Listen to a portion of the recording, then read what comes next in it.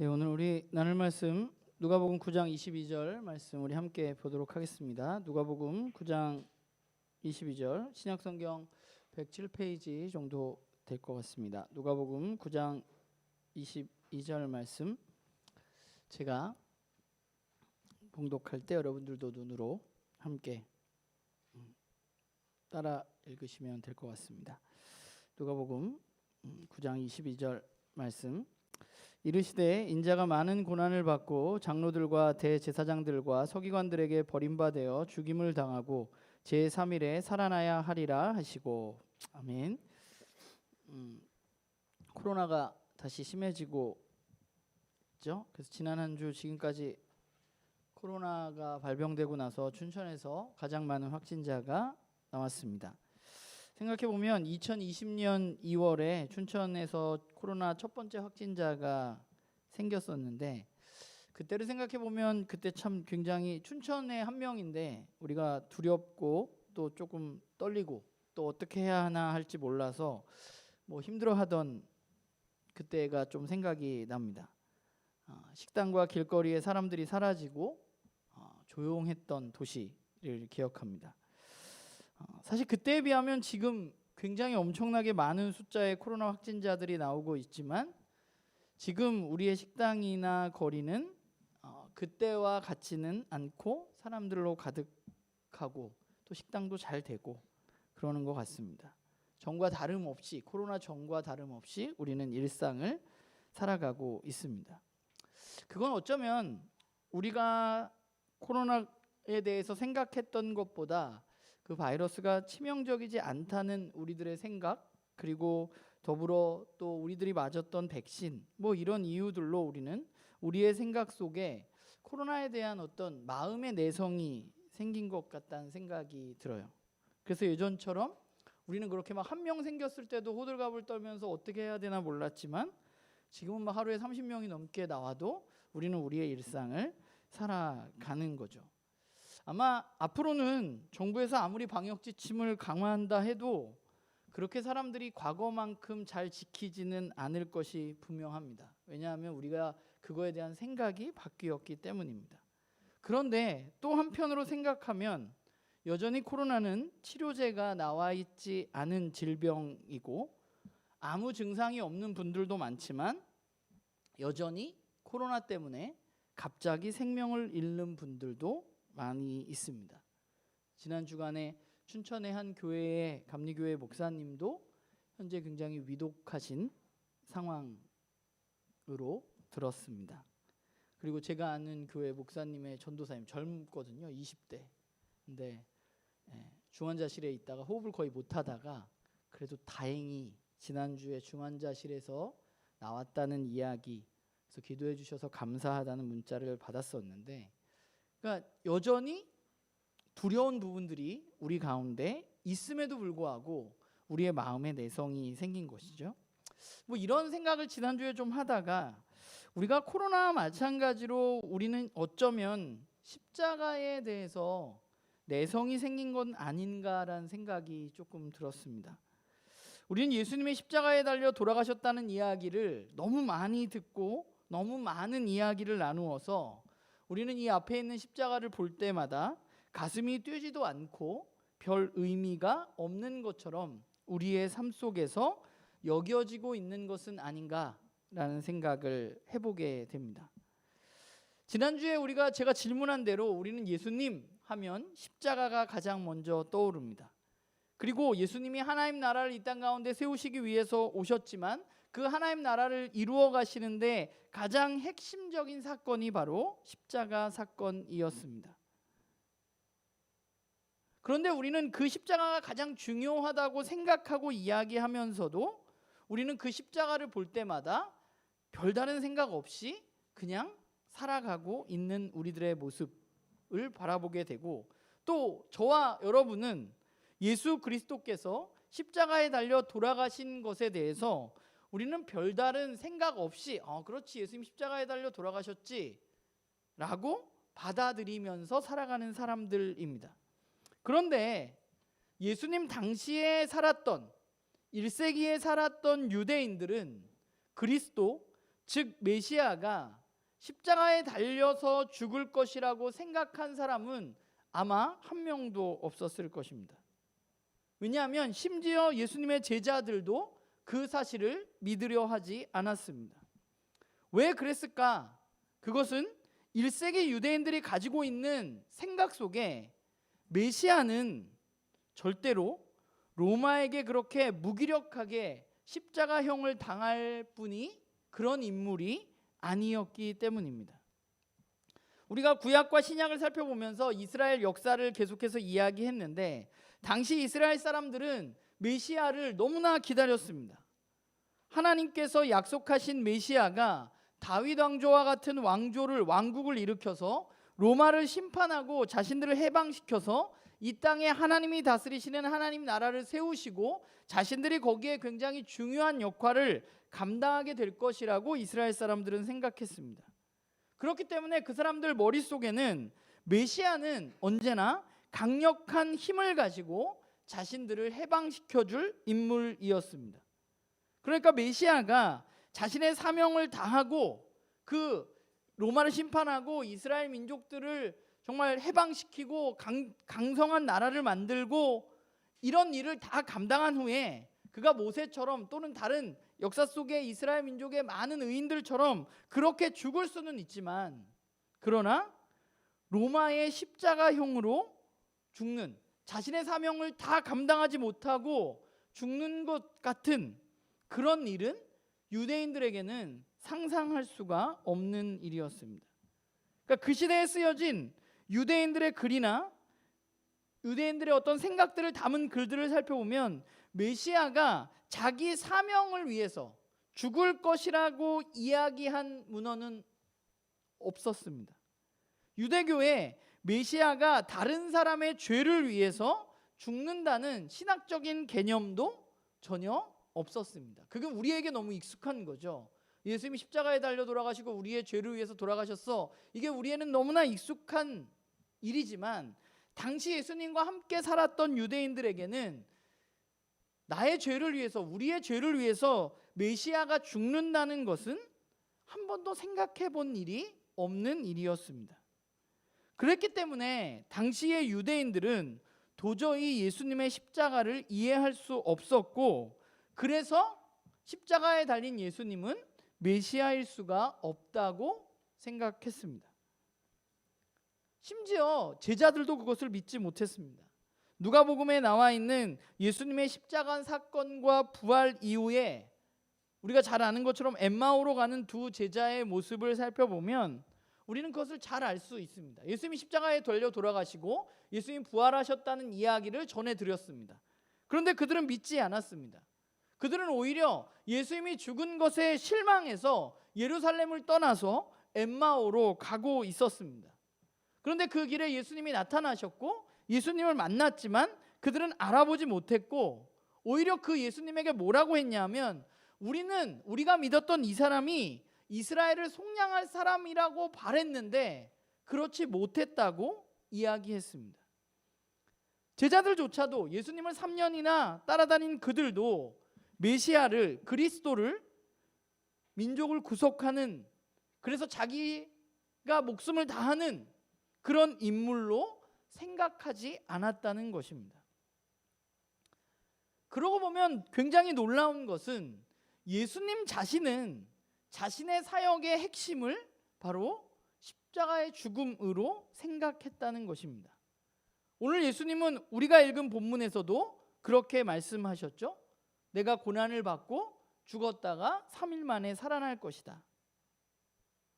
그런데 우리가 이 예수님의 죽음을 생각할 때 잊지 말아야 할 것은 예수님이 고난을 받아서 반드시 죽을 것이라고 예고했다는 것이 중요한 것이 아니라 예수님이 자신의 죽음을 자신의 사역, 자신의 일의 핵심으로 생각하고 말씀하셨다는 사실이 중요한 것입니다.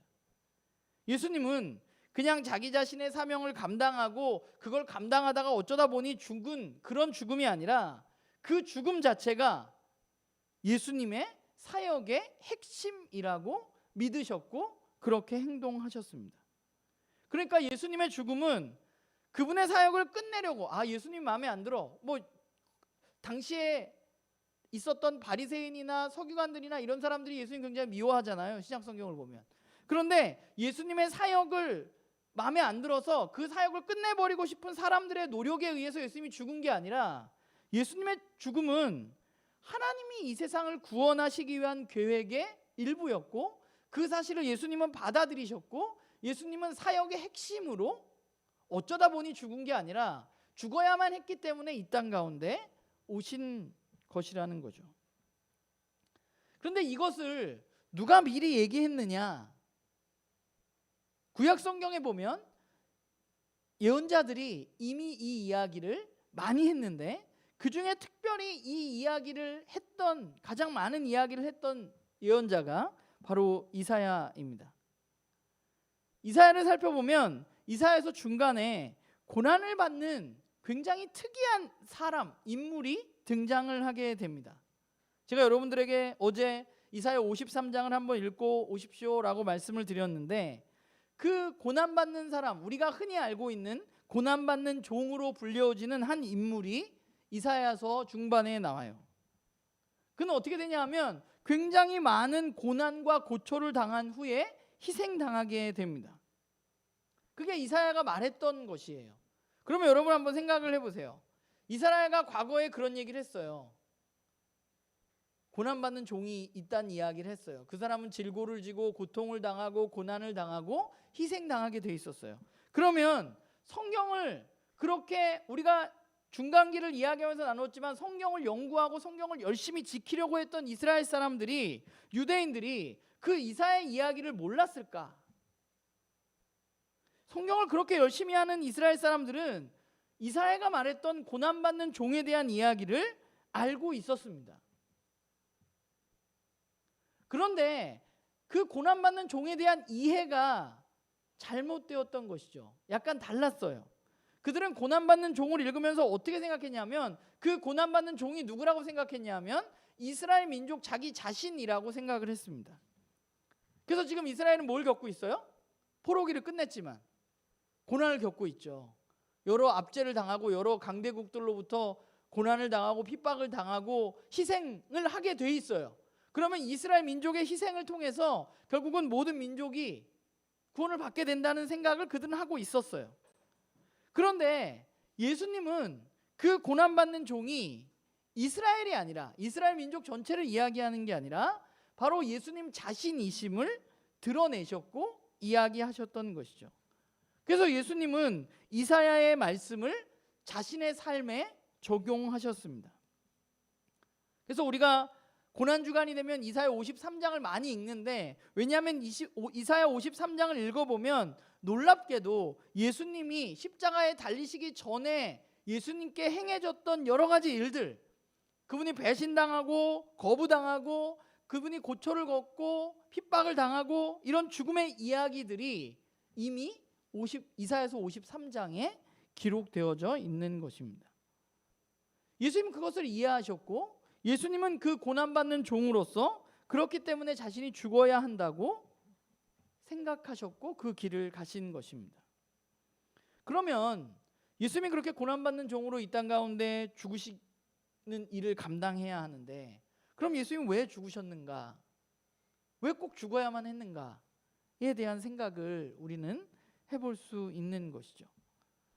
마가복음 10장 45절에 보면 예수님께서 제자들에게 이렇게 말씀하십니다. 인자가 온 것은 섬김을 받으려 함이 아니라 도리어 섬기려 하고 자기 목숨을 많은 사람에게 대속물로 주려 함이니라 라고 말합니다. 예수님은 자신의 사역의 정체성의 중심에 뭐가 있었냐 하면 다른 사람을 섬기는 것이 있었어요. 그런데 그 다른 사람을 섬김을 해야 하는데, 그 섬김이 어떻게 가장 잘 드러나느냐? 예수님은 죽음이라는 것을 통해서, 다른 이들을 통한 죽음을 통해서 그 섬김이 드러난다고 말씀하셨고 생각하셨습니다.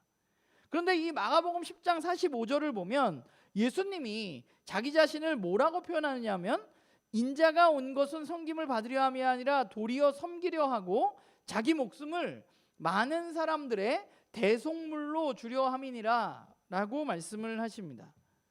예수님은 자기 자신을 뭐라고 얘기했냐면 대속물이라는 말로 표현하셨습니다. 대속물이라는 단어는 포로를 그 포로로부터 자유롭게 풀어주기 위해서 돈을 내는 것을 의미하는 것입니다. 어떤 사람이 노예에 있다면 그 노예를 풀어주기 위해서 돈을 주면 그 돈이 대속물이 되는 것이죠. 예수님은 지금 어떻게 생각하신 거예요?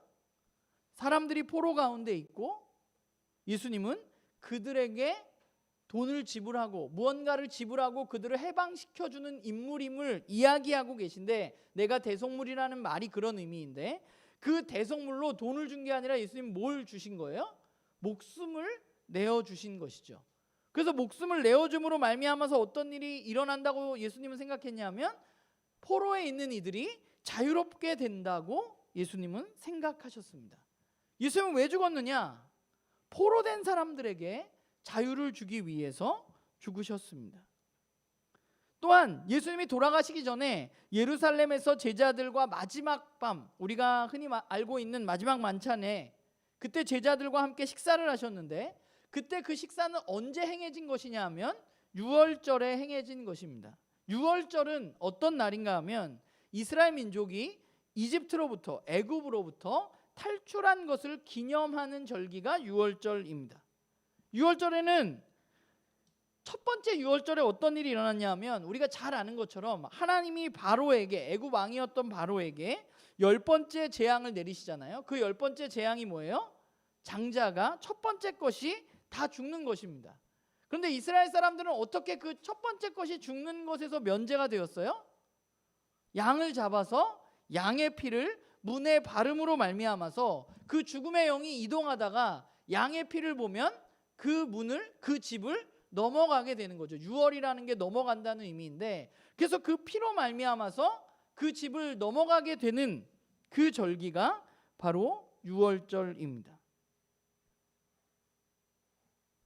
마찬가지예요. 그러니까 예수님이 유월절에 제자들과 식사를 하시면서 뭘 하셨어요? 우리가 지금은 코로나에서 하지 못하지만 성만찬을 하셨는데, 예수님은 빵을 떼어주시면서 제자들에게 뭐라 그러셨어요?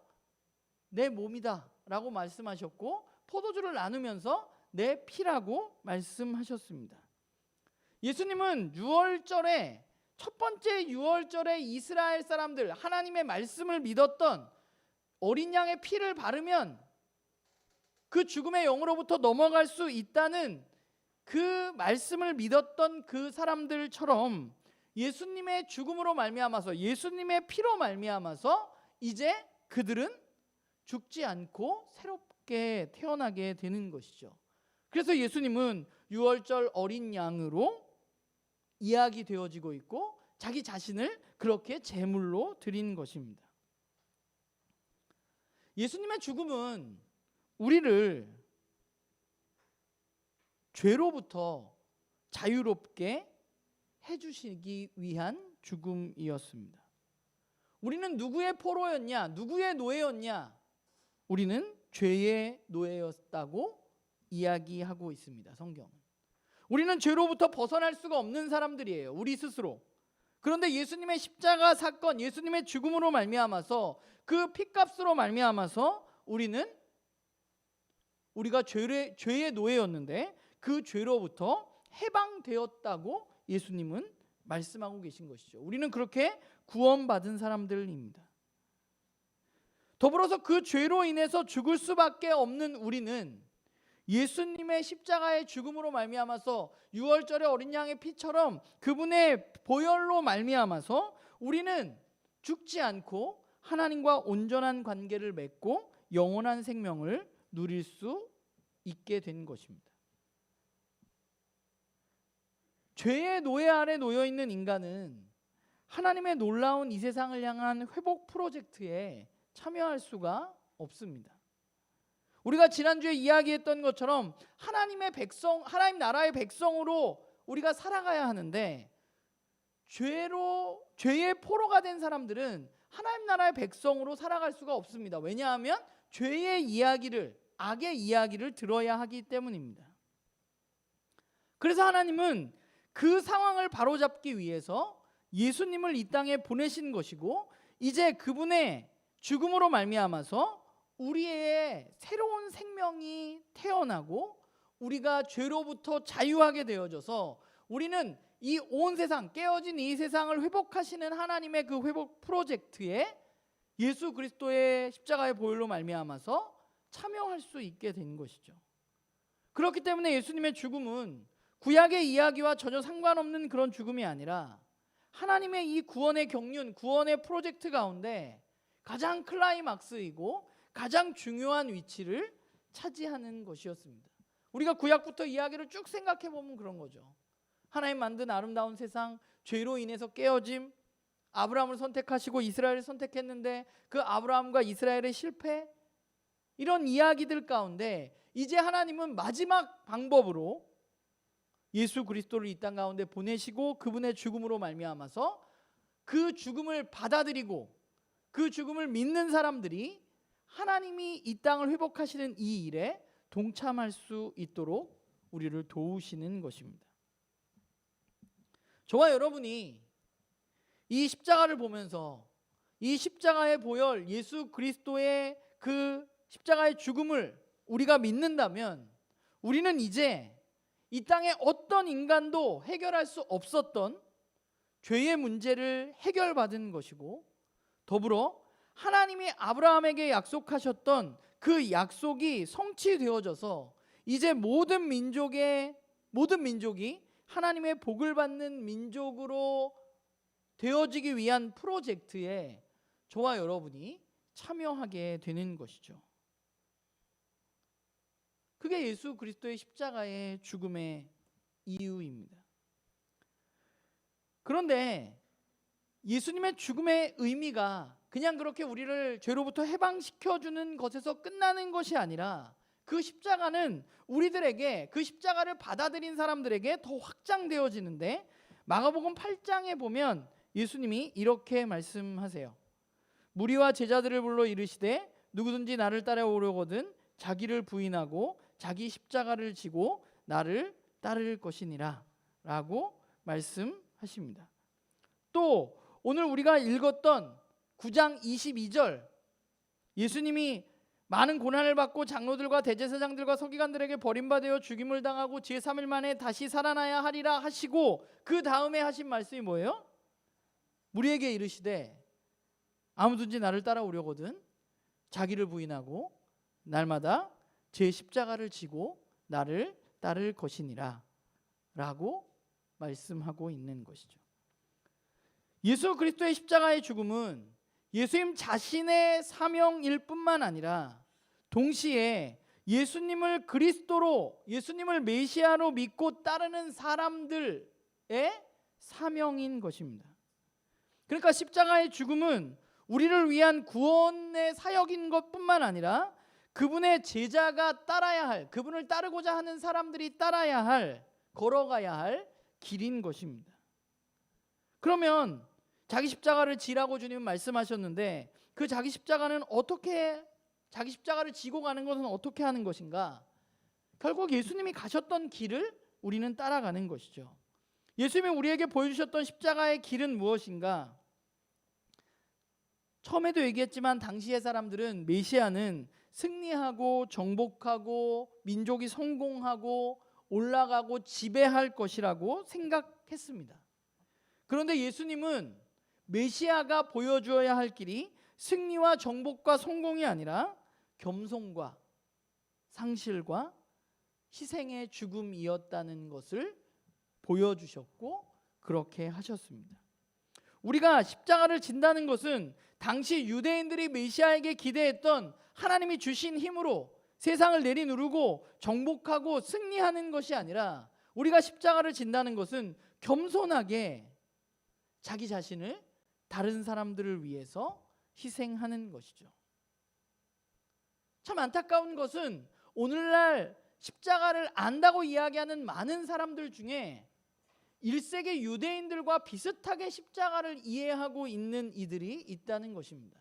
십자가를 믿으면 성공하고 상승하고 정복하는 일을 할 수 있다고 생각하는 사람들이 있습니다. 그러나 십자가의 길은 철저히 자기 희생의 길이고 타인을 위한 나의 목숨을 내어놓는 길이었습니다. 1세기에 그 예수 그리스도의 십자가의 사건을 깨닫게 된 예수님의 제자들은 예수님이 이제 메시아구나, 메시아가 그렇게 승리와 정복이 아니라 메시아와 죽음을 통해서 우리들을 죄로부터 해방시켜 주셨구나 라는 것을 깨달은 제자들은 그러면 어떠한 삶을 살았는가? 그들은 당시에 살았던 사람들과 똑같은 삶을 산 것이 아니라 당시의 주류였던 로마 제국을 거스르는 삶을 살았습니다. 그들은 가난한 이들을 도왔고 또 사랑스럽지 않은 사람들을 사랑했고 힘없는 사람들과 연대하면서 살았습니다. 그들은 다른 사람을 위해서 내 것을 희생하면서 예수님이 보여주셨던 그 길을 따라서 걸어갔습니다. 오늘은 12월 첫째 주입니다. 오늘 우리는 1년을 돌아보면서 제가 지난주에 광고한 대로 감사한 것들을 생각해 보자라는 말씀을 드렸습니다. 저와 여러분이 스스로 갈 수 없는 새로운 길이 예수 그리스도의 십자가의 죽음으로 말미암아서 우리에게 생겨났습니다. 저와 여러분이 죄의 노예일 수밖에 없었는데 저와 여러분이 예수 그리스도의 십자가 사건으로 이제는 죄의 노예에서 해방되어졌습니다. 잘 생각해 보면 그것보다 우리가 더 감사해야 할 것들이 있을까라는 생각을 해보게 됩니다. 우리가 더 건강해지는 것, 우리가 더 많은 돈을 버는 것, 세상에서 더 잘 되는 것, 우리는 그런 것들을 감사하지만 물론 그것들을 굉장히 감사한 것입니다. 그런데 그것들보다 더 감사한 것은 죽을 수밖에 없는 죄의 노예였던 저를 또 여러분을 우리를 대신해서 죽으셔서 죄로부터 자유함을 주신, 그래서 우리가 영원한 생명을 누릴 수 있는 길을 열어주신 것으로 인해서 우리는 감사할 수밖에 없는 것이죠. 저는 우리 나눔교회 식구들이 매일매일 그 감격과 감사를 누리면서 살아가기를 소망합니다. 우리 앞에 있는 저 십자가에 대한 내성이 저와 여러분에게 생기지 않았으면 좋겠습니다. 너무 많이 들어서 그냥 무뎌져 버리지 않았으면 좋겠습니다. 너무 많이 보아서 그 감사와 감격이 사라지지 않았으면 좋겠습니다. 예수님은 왜 죽으셨는가? 예수님은 저와 여러분을 살리기 위해서 죽으셨습니다. 바라기는 저와 여러분이 그렇게 예수 그리스도의 십자가의 죽음으로 새롭게 산 사람답게 그렇게 살아가는 저와 여러분이 되기를 주님의 이름으로 부탁을 드립니다. 기도하겠습니다.